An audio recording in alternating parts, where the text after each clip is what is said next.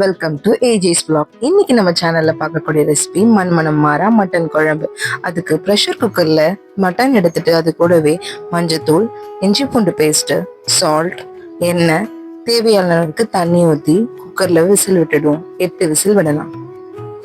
Mutton முழுகிற அளவுக்கு தண்ணி ஊற்றினா போதுங்க. இல்லை நீங்க அதிகமா ஊத்துட்டீங்கன்னா விசில் விடும்போது அந்த தண்ணிலாம் வெளியே தெரிக்கும்.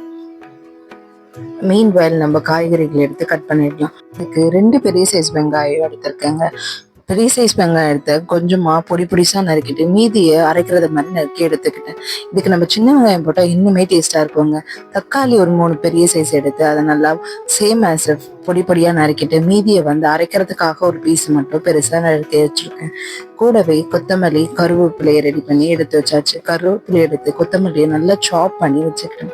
ஒரு பெரிய சைஸ் முருங்காவை எடுத்து நல்லா கட் பண்ணி எடுத்து விட்டுருங்க. முருங்காவும் உருளைக்கிழங்கு போட்டால் கூட இது டேஸ்டாகவே இருக்கும். என்கிட்ட முருங்காய் மட்டும் இருந்தாலும் முருங்காய் போட்டிருக்கு. உருளைக்கிழங்கு போட்டால் இன்னுமே டேஸ்டாக இருக்கும். மட்டன் விசில் வந்ததும் ஆஃப் பண்ணிட்டு பேஸ்ட்டுக்கு ரெடி பண்ணிடுவோம். ஒரு மிக்ஸி ஜாரில் நம்ம அரிஞ்சு வச்சிருக்க தக்காளி, வெங்காயம், அது கூடவே கொஞ்சம் கொத்தமல்லியும் சோம்பையும் ஆட் பண்ணிட்டு கொஞ்சம் போல் சால்ட் ஆட் பண்ணி நல்லா பேஸ்ட் பண்ணி எடுத்துப்போங்க. இந்த பதத்துக்கு வந்ததும் நம்ம தாளிச்சா ஆரம்பிச்சிடலாம்.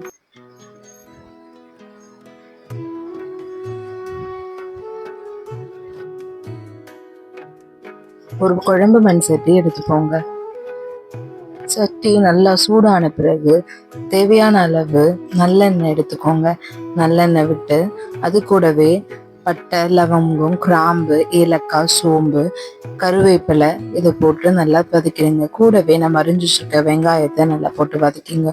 நல்லா ப்ரௌனிஷ் கலர்ல ஆன பிறகு கூடவே தக்காளி ஆட் பண்ணி தக்காளி நல்லா வதங்குற அளவுக்கு வதக்கிடுங்க. நல்லா வதங்கின பிறகு நம்ம பேஸ்ட் பண்ணி எடுத்துருக்க பேஸ்ட்டையும் அதில் ஆட் பண்ணிடுங்க. நல்லா மிக்ஸ் பண்ணிக்கோங்க. கொஞ்சம் போல உப்பு எடுத்து வதக்கிறதுக்கு யூஸ் பண்ணிக்கிட்டு இஞ்சி பூண்டு விழுதையும் அதில் கொஞ்சமா ஆட் பண்ணிக்கோங்க. எடுத்துருக்க முருங்கைக்காவையும் அதில் ஆட் பண்ணி நல்லா சாட்டே பண்ணிக்கோங்க.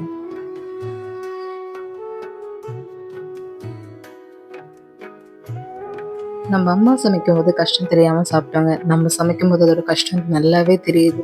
ஒரு மட்டன் குழம்பு வைக்கிறது டயர்டே ஆயிடுறாங்க. இந்த டயர்டை போக்குறதுக்காக நான் பூஸ்ட் போட்டு குடிக்கலான்னு பிளான் பண்ணுங்க. இந்த ஹோம்மேட் பூஸ்ட் ரெசிபியை நம்ம சேனல்ல இருக்குங்க, நீங்க போய் பாருங்க. இது ரொம்ப ஹெல்த்தியான ரெசிபி. நம்ம வீட்டில் பூஸ்ட் சின்ன பிள்ளைல சாப்பிடுவோம். அப்போ எல்லாருக்கிட்டையும் திட்டுவாங்க. அது மாதிரி திட்டு வாங்குற அவசியமே இல்லைங்க. மட்டன் கிரேவி நல்லாவே வதங்கி வச்சுங்க.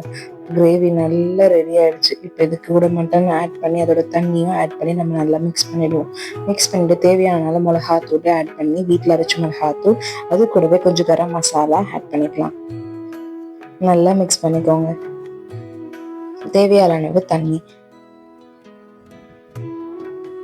கொதிக்க மீன்வெல் நம்ம கோகோனட் பேஸ்ட் ரெடி பண்ணிடுவாங்க.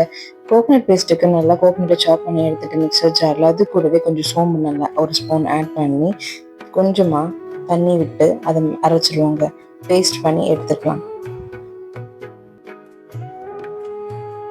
இந்த மாதிரி கெட்டி பதத்துக்கு இருந்தால் கரெக்டாக இருக்குங்க.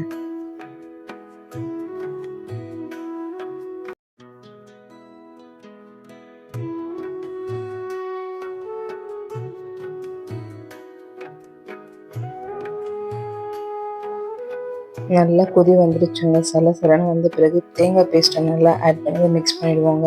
மிக்ஸ் பண்ணிவிட்டு கொதிக்க விட்டுருவோம். ஒரு 3லேருந்து 5 நிமிஷம் ஸ்லோ ஃப்ளேமில் கொதிக்க வர்றதுக்கு மூடி போட்டு கொதிக்க வச்சுருங்க. கூடவே கொஞ்சம் கொத்தமல்லி ஆட் பண்ணி க்ளோஸ் பண்ணிடுங்க. ஒரு 5 நிமிஷம் கழிச்சு ஓப்பன் பண்ணி பார்த்தீங்கன்னா குழம்பு ரெடியாக இருக்கும். ரெடியான குழம்பு சாப்பாட்டுக்கோ டிஃபனுக்கோ வச்சு சாப்பிட்டா சூப்பராக இருக்குங்க. நம்ம சைல்ட்ஹுட்ஸில் இந்த மாதிரி குட்டி குட்டி பாத்திரங்களை வச்சு சமைக்காத ஆளே இருக்க மாட்டோங்க. அதை வச்சு இப்போ சர்வ் பண்ணியாச்சு. கடலக்காய வச்சு ஒரு முறுமுறுன்னு தோசை ரெடி பண்ணிக்கலாங்க. நல்லா தோசை மாவு ஒரு கரண்டியை விட்டு நல்லா நெய் சுற்றி ஊற்றி ரெடி பண்ணிக்கலாம். ஒரு முருனான பிறகு திருப்பி போட்டு கொஞ்ச நேரம் வேக விட்டு அதை அப்படியே நல்லா மடித்து எடுத்து ஒரு பிளேட்டில் வச்சு கிரேவியை வச்சு நம்ம தொட்டு சாப்பிட்டு பார்த்தா வேற லெவலா இருக்குங்க. ட்ரை பண்ணுங்க, கமெண்ட் பண்ணுங்க, லைக் பண்ணுங்க, சப்ஸ்கிரைப் பண்ணுங்க. பிடிச்சிருந்தா உங்க ஃப்ரெண்ட்ஸ்க்கும் ஷேர் பண்ணுங்க. தேங்க்யூ ஃபார் வாட்சிங்.